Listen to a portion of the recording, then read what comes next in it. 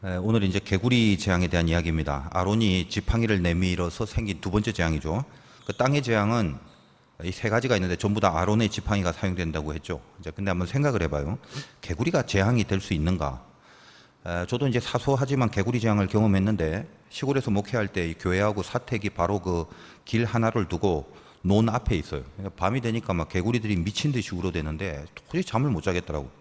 오죽하면 제가 나가서 논에다가 이렇게 돌을 한번 던져봤어요. 전혀 아랑곳하지 않고 울어대는데 한때 아무튼 그때 내가 이 애굽의 개구리 재앙을 생각하면서 야, 이 정도만 해도 견딜 수가 없는데 개구리 재앙은 오늘 본문 3절 4절 한번 보겠습니다. 개구리가 나일강에서 무수히 생기고 올라와서 궁, 침실, 침상 위 신하의 집, 백성과 화덕, 떡반죽 그릇에 막 들어가고 개구리가 너와 네 백성과 네 모든 신하에게 기어오르리라 하셨다. 이런 표현이죠. 자, 이렇게 되면 못 사는 거지. 그 당시에 이제 제가 아는 한 청년이 놀러 와서 며칠 동안 같이 있었는데 밤에 개구리 소리가 나니까 목사님 시골이 참 정겹다고 이 자연의 소리가 너무 좋다고 속으로 매일 한번 들어봐라 좋은지 하여간 이게 사람이 어떤 마음을 가지는가 이게 굉장히 참 중요한 것 같습니다. 이 10가지 재앙은 구조가 있다고 했죠. 저번 시간에 이제 물이 피로, 그 다음에 물과 육지가 오버랩된 늪이 오늘 개구리로, 그 다음에 이제 다음 시간에는 마른 땅에서 이가 나옵니다. 이 처음 세 가지가 땅의 재앙인데 땅의 재앙은 그 핵심이 뭐냐? 그 애굽이란 땅의 실체가 뭔가 이걸 깨닫게 해주는 사건이라고 그랬습니다.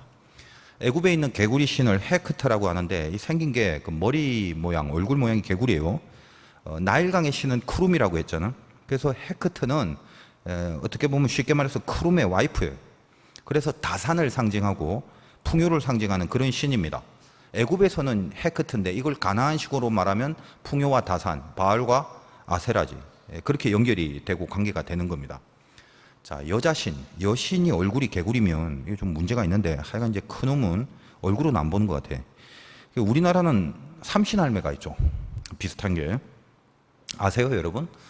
좀 나이 드신 분은 알 건데 삼신할매가 그 옥황상제의 명을 받아갖고 인간 세상에 그 아기를 점지해주는 그 역할을 하는데 삼신할매가 아기를 이렇게 지상으로 내려보낼 때 얼른 가라고 이렇게 궁둥이를 때려갖고 아기들 궁둥이에 몽고 반점이 생겼다고 그럽니다. 하여 인간들이 이렇게 스토리 만드는 거 보면 참 재밌어요.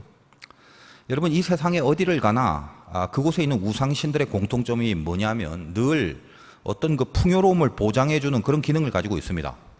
뭐 멀리 갈 필요도 없이 우리나라 단군 신화만 해도 그렇지 신의 아들인 환웅이 풍백, 우사, 운사를 데리고 옵니다. 바람, 비, 구름 이런 것들이 뭐죠? 농경 문화에 있어서 절대적인 조건이죠.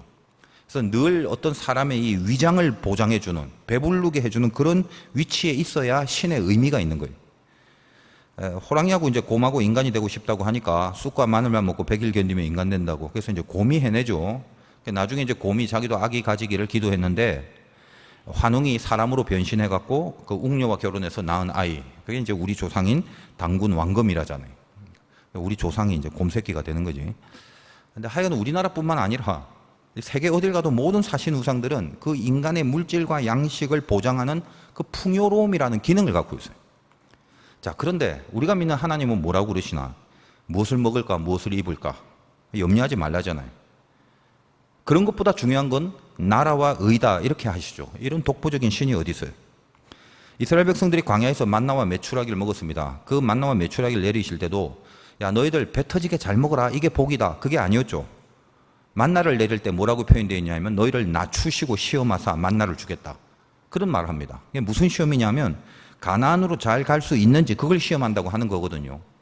그러니까 예수 믿는 사람들에게 있어서 어떤 양식이나 물질이라는 거는 그 나라와 의를 향하는 데 필요한 수단으로 하나님이 공급해 주시는 거지 그건 수단이지 목적이 아니잖아요.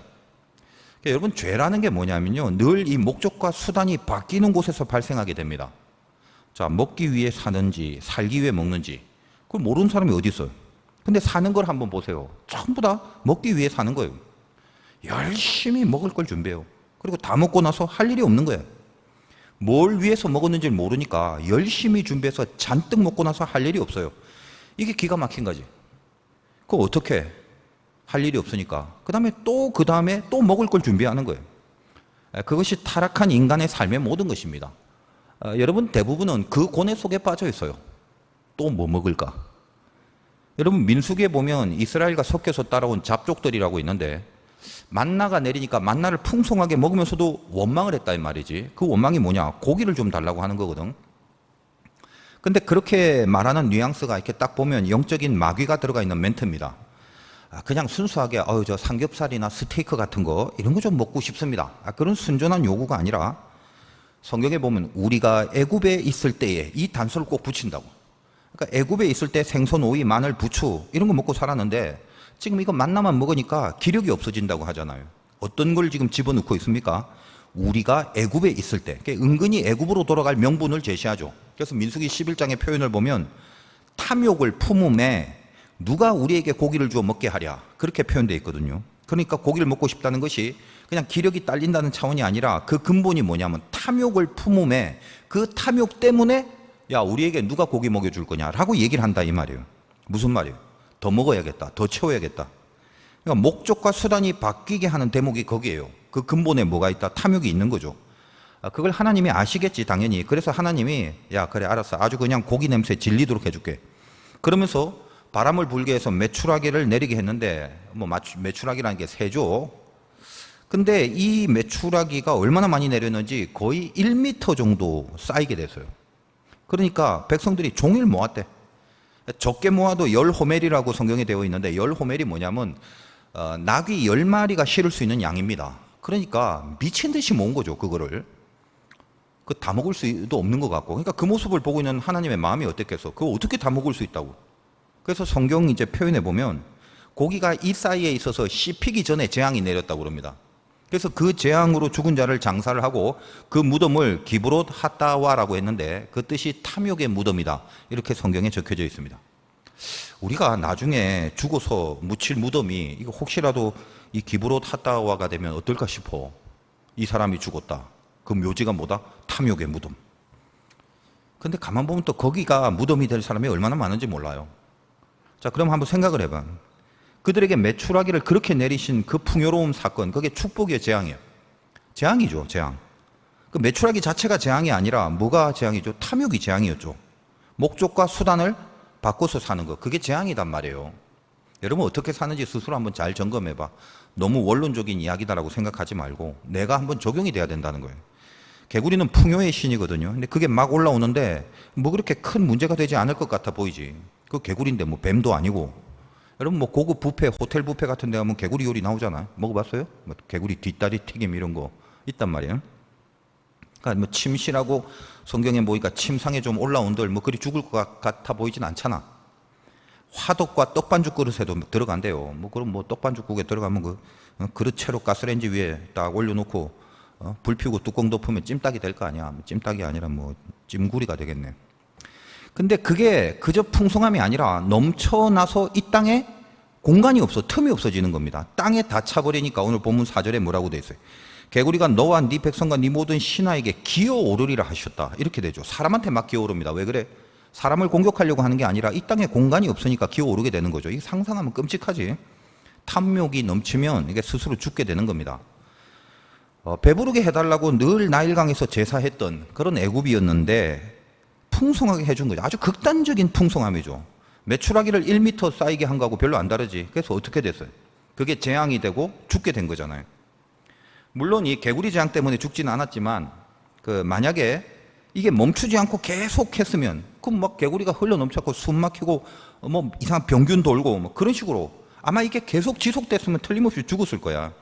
그래서 이 바로가 첫 번째 재앙, 물이 피로 바꾼 그 재앙은 관심도 없어 하다가 이 두 번째 개구리 재앙에서 비로소 야 가라 가라 그런 말을 처음 하잖아요. 8절 한번 보겠습니다. 바로가 모세와 아론을 불러 이르되 여호와께서 구하여 나와 내 백성에게서 개구리를 떠나게 하라. 내가 이 백성을 보내리니 그들이 여호와께 제사를 드릴 것이니라. 그렇게 되어 있습니다. 그러니까 무슨 말이에요? 죽을 것 같았던 거죠. 바로도.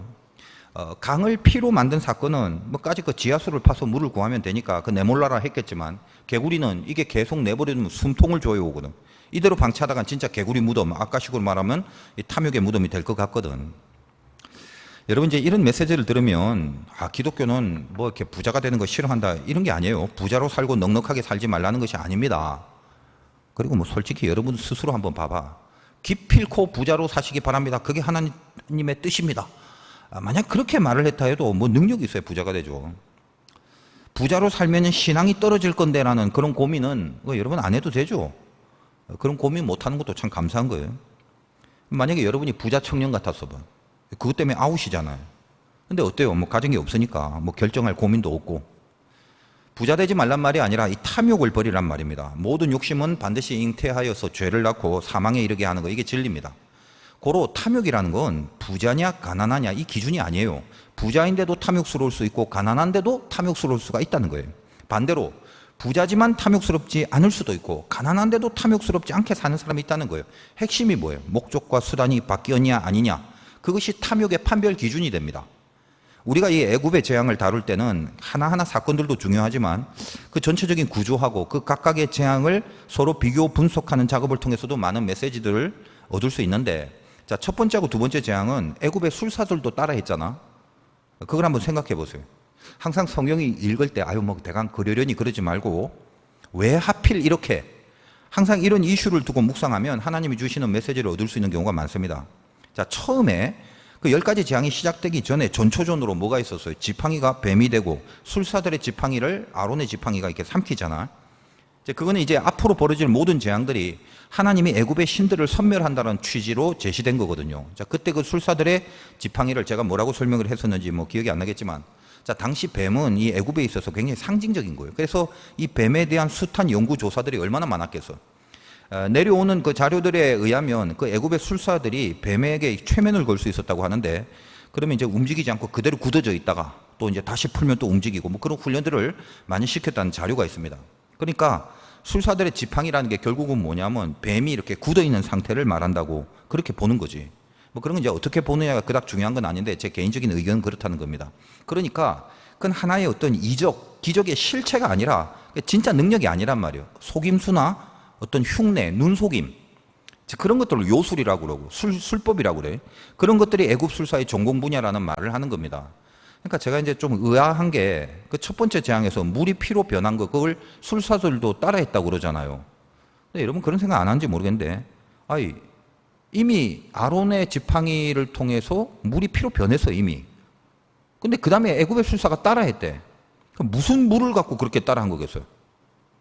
이미 다 물이 피로 다 변했는데. 그러니까 여러분 성경 읽으면서 이제 그런 생각 안 하고 살죠. 그러니까 여러분 무슨 생각하고 살아요? 예배 마치고 뭐 누가 어디 가서 뭐 먹을까 그 생각하고 있어요? 사회적 거리두기 때문에 교회도 못 나오고 참 마음이 아프다 뭐 그렇게 좀 살아야 되는데, 제가 이렇게 좀 최근에 SNS 보면요, 교회 안 오고 집에 조신하게 있으면서 건강 생각해야 되는데 그래서 교회 오지 말라고 그랬는데 전부 다 뭐 교회는 안 오고요, 뭐 우글우글하는 무슨 여행 뭐 맛집 카페 근데 가서 사진 올리고 있더라고. 그래서 내가 결정한 거야. 어차피 젊은이들 코로나로 죽는 일 없으니까 그 교회 안 오고 딴 데 가는 게 더 위험하다 그런 마음이 든 거예요. 실은 교회가 제일 안전하잖아요. 여기 뭐 수시로 지금 방역하고 뭐 열책하고 거리 두고 지금 앉아 있고. 그러니까 지금 이 유튜브로 지금 예배 드리는 친구들도 이제 좀 마음가짐을 좀 달리해야 될 시기가 왔으니까 태만하지 않기를 바랍니다. 물론 어떤 뭐 회사나 조직에서 특별히 사려야 될 그런 그 상황이 있는 친구들은 예외로 할 수밖에 없지만, 여러분 지금 앉아 있는 거기가 철저하게 방역을 다 한 공간이라는 걸 알기 바라요. 하여간 그 이해는 하지만, 여러분 어차피 평생 신자로 살기로 했지 않아요? 뭐 아닌 사람도 있나? 머리 깎을 건데요. 뭐 그런 사람 없죠. 그러면 성경이라는 건 평생 두고 봐야 되는데 여러분이 좀 더 관심을 가져야 됩니다. 자, 다시 돌아가서 술사들이 물을 피로 바꾸는 거, 그 물은 어디서 난 거예요? 뭐 편의점에서 뭐 생수 사와갖고 그걸로 얍하고 뭐 피로 바꾼 건가? 그러니까 적어도 어떤 새로운 그들만의 그 창조적 능력, 이건 전혀 아니란 말이죠. 예를 들면 물이 피로 바뀌었다가 그 피를 다시 물로 변하게 했으면 그거는 적이라도 대박이죠 그거는. 근데 그렇게 못하잖아. 그러니까 술사들은 흉내를 대강 내고 눈속임을 통해서 마치 자기들이 능력이 있는 것처럼 속였다는 거지. 여러분 아는지 모르겠지만 예전에 그 세계적인 마술사 유리 겔러라는 사람이 있는데 그 뉴저지에 있는 자유의 여신상을 없앤다고 그러면서 그 세계적인 스케일의 마술을 한 적이 있습니다. 잘 기억은 안 나는데 어쨌든 간에 막 순식간에 동상이 사라진 거야. 하여간 그때 사라진 동상이 그럼 오늘날도 없어야 되는데 오늘날 그 동상이 없는 게 아니죠. 그건 뭐예요? 눈속임이잖아. 다 알잖아. 그러니까 참 대단한 기술이다. 그걸 인정하기 때문에 박수치고 그러는 거 아니에요? 근데 그건 기술이지 능력이 아니란 말이에요.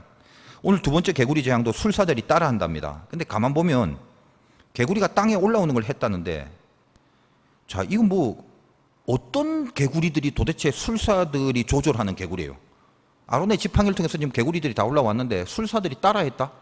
그럼 술사들이 올려보낸 개구리는 뭐 색깔 칠해놔서 뭐 별표 해놓고 뭘로 그걸 구별할 거예요? 그냥 내 생각이 그래요. 그러니까 이런 것도 예를 들면 술사들은 반대로 막 개구리 없앤다든지 올라왔던 개구리를 다시 제자리로 보내든지 그러면 모르지만 같은 짓을 또 하고 있죠. 이게 뭐다? 눈속임이라는 거예요. 눈속임. 모세를 통해서 행하여진 재앙의 모습과 동일한 것을 눈속임을 통해서 자기들이 하는 것 같이 보이게 한 거라는 거예요. 그래서 굳이 제가 이런 분석을 하는 이유는 지금 이 재앙이라는 건 명명백백 어떤 술법이나 기술 그런 게 아니라 하나님만이 하시는 독보적 사건임을 분명하게 선포하는 것에 그 취지가 있는 것인데, 바로가 모세에게 야, 백성들 보내줄 테니까 개구리 좀 치워달라고 합니다. 그랬더니 모세가 뭐라고 그러는지 한번 보세요. 9절. 모세가 바로에게 이르되 내가 왕과 왕의 신하 왕의 백성을 위해서 이 개구리를 왕과 왕궁에서 끊어 나일 강에만 있도록 언제 간구하는 것이 좋을는지 내게 분부하소서, 이러고 있단 말이에요. 이 부분 굉장히 중요해. 언제 간구하냐? 그거는 바로 당신이 정한 날에 내가 하나님께 말씀드리면 하나님이 치워주신단 말이죠. 이 재앙은 하나님이 주관하시는 거라는 표를 바로에게 가르쳐주는 부분이란 말이에요. 예를 들면 혹시 바로가 정한 날, 그 날을 안 주면 그러고 나서 뭐 좀 이따 개구리가 다 물러갔다 그러면 아, 이건 자연적으로 그렇게 됐다, 그렇게 할 수가 있잖아.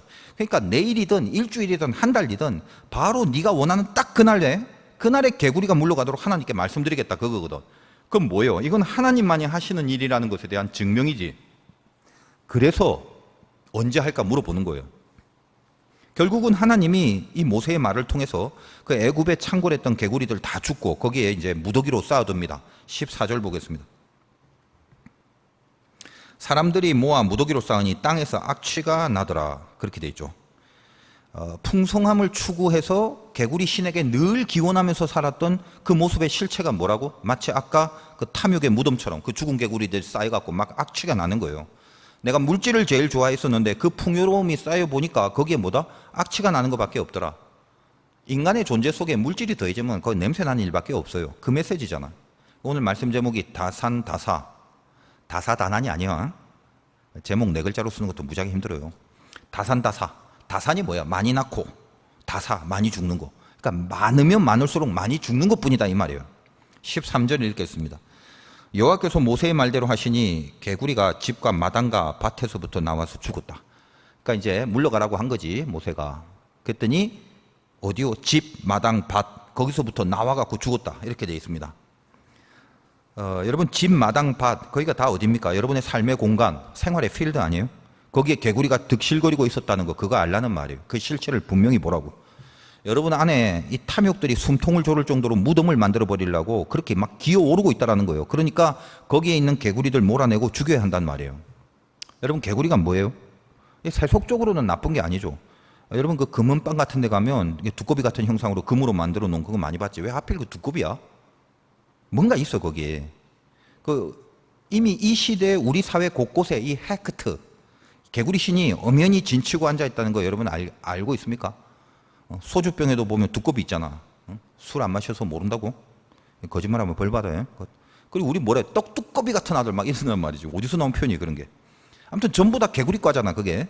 뭔지 몰라도 풍요와 다산을 의미하는 뉘앙스가 적용이 된 것은 사실이죠. 하여간 오늘 말씀을 통해서 여러분 삶 속에 그 득실거리는 개구리들을 없애기 바래요. 탐욕과 욕심. 이거 굉장히 그 일반적인 식상한 도덕적 얘기가 아니야. 굉장히 영적인 말입니다.